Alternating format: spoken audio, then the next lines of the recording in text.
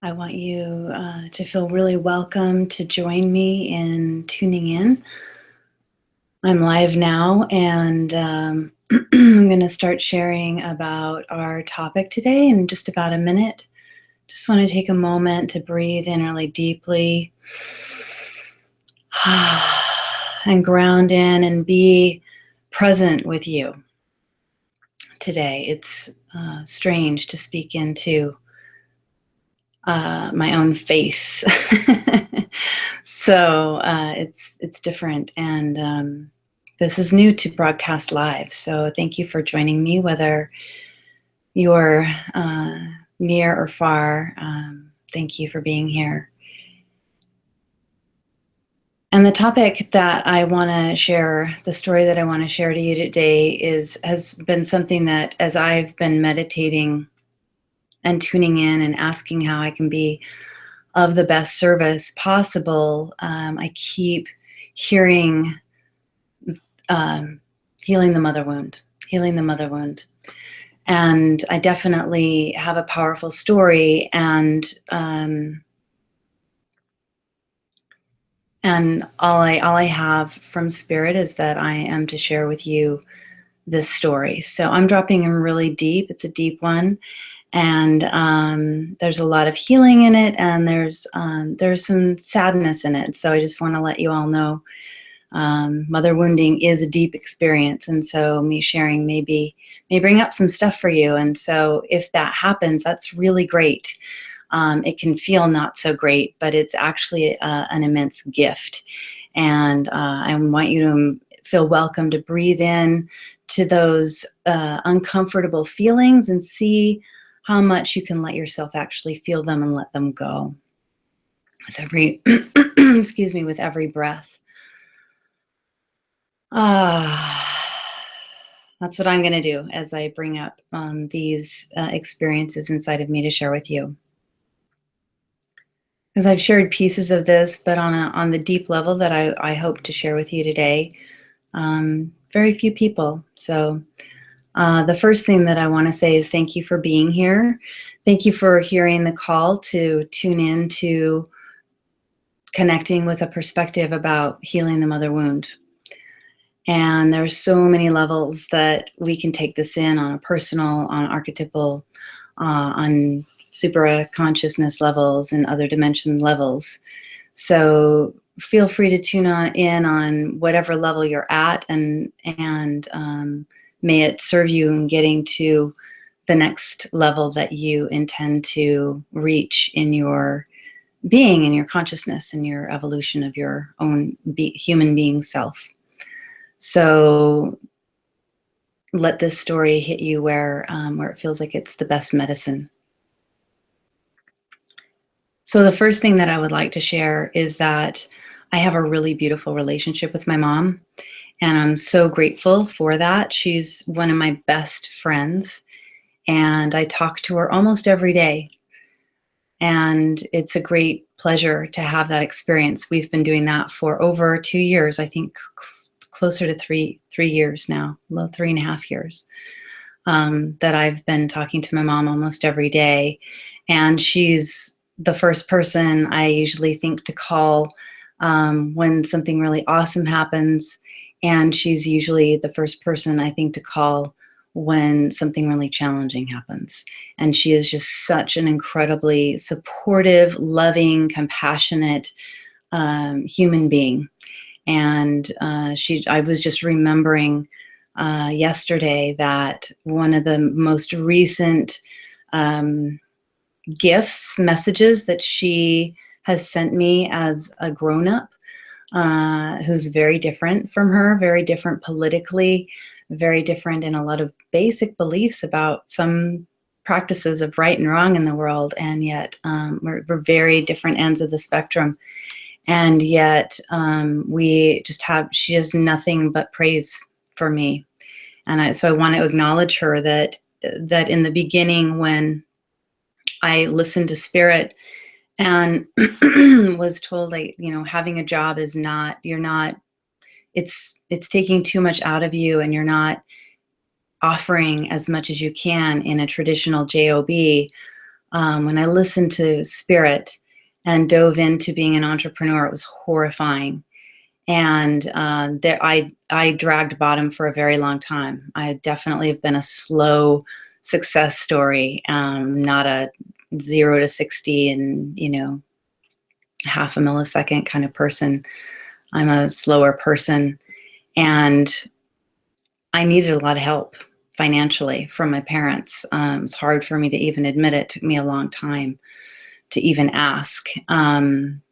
But I really want to say that they, even though, I was being very, very outside the box for them on pushing their edges, they have always been so supportive and just said, we love you and whatever you need. And my parents they're not people of means, but they are very good with money. They have a very good and positive relationship with money, which they've taught me, which I'm super grateful for. And they helped me in my many years, several years of dragging bottom. And my mom shared with me just the other day, her message to me was that I am of noble birth. And she's not talking about our lineage, our genetic lineage, although that is true as well. But she was talking about my connection with Source. And it just means so much to me that that we can see each other on such a deep, loving, kind, not just tolerant, but kind, and really honoring and appreciating for who we are to each other and who we are in the world. So I just want to acknowledge my mom and that relationship. And the reality is that I've had a terrible relationship with my mom in the past as well. We were talking about her journals. She used to journal every single day by hand. Then she started typing it, and now she doesn't journal anymore. But she was sharing that the period of time when I was going through my rebellion, I was intense, and my relationship with my mom was really intense for both of us. And she said that her journal from that time period, she's wrapped in duct tape and labeled toxic waste, which I completely believe, because my mom has always had been willing to have, except in times of deep, deep tragedy, she's been willing to have a sense of humor. And so I want to acknowledge her for that.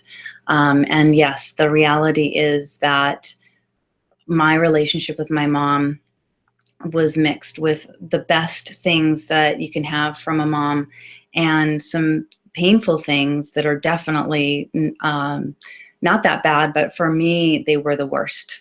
They were the worst things that could have happened to me. And in the formative years of learning about my value in the world, I got the message that I wasn't. And of course, my mom was doing the best that she could, and we co-create stories. And my story was that I wasn't worthy of being alive. And so I actually attempted suicide several times.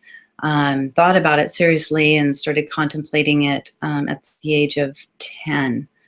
And tried seriously a few times until the time that I was 18, I believe, was the last time. Yeah.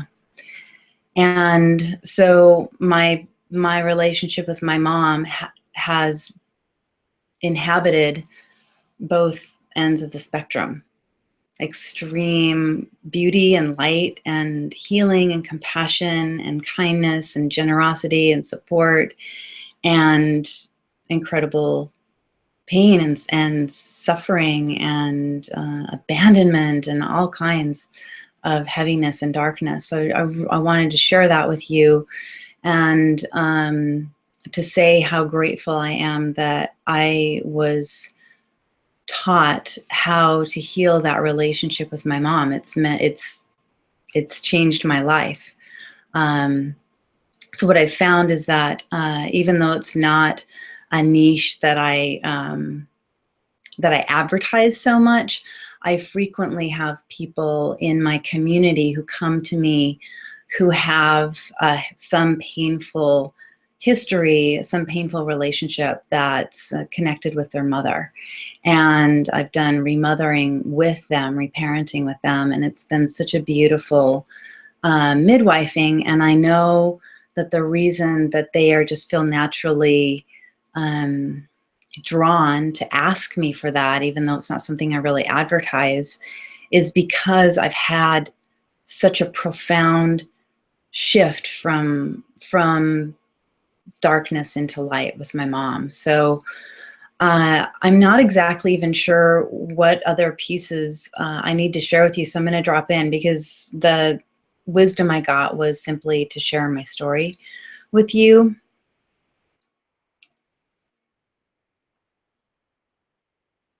So so this makes sense. So this is how I have healed my relationship with my mom. First of all, I got my bachelor's degree in psychology and art. And for me, they were very separate. Art and psychology were separate at that time. But my bachelor's degree in psychology from Westminster really taught me an immense amount of compassion for my parents. I got deeper insight into how we form our personality and how we pass on wounding. And as I learned about psychology, I really had so much compassion for my mom and my dad, and the ways that they were taught and the ways that they were brought up, and before them and before them and before them. And realized that, it was perfectly understandable. But then my question was, okay, so now I know why this has happened, and I have compassion for it, and I forgive it. It's fine. But I'm still left with the limits. I'm still left with the wound. So what do I do? And so my passion was to get into a master's program to learn how to help people, and myself primarily, to help myself up out of that experience. And what was interesting was that I didn't get into a master's program right away. I had a detour into my own deep spiritual healing. And so what's healed me is to really tune into my heart, to not follow the great plans that I can make for myself with my mind. I'm really good at planning stuff out. This is a more masculine structure. The feminine resides for me more in my heart and connected with my womb and my belly and my yoni. And my body is a powerful signal to me of what's really going on. My mind puts together stories to make sense of it all. And if I tune into my body first, really breathe into my body first, and listen with a curious mind, then what I become aware of is this greater source of wisdom, which is me tuned into source. And so I breathe into that and listen to that. And it's helped me to come up and out of the shadows with my mom, being willing to look at it, being willing to feel it in a way that lets it go and not be attached. So curiosity is my superpower, and it's the tool that I teach all of my clients, all of my students. It's the tool that I engage the most. When I put together a story that has pain and suffering in it, I get curious about how can it be better. My friend Kimberly Sherry shared with me her prayer of, how does it get any better than this? And I totally resonate with that prayer. And so my curiosity, my superpower, which is my curiosity, has focused on how can it get better. And so I've been in the prayer about that, in the curious mind about it, and then sharing it with my mom. And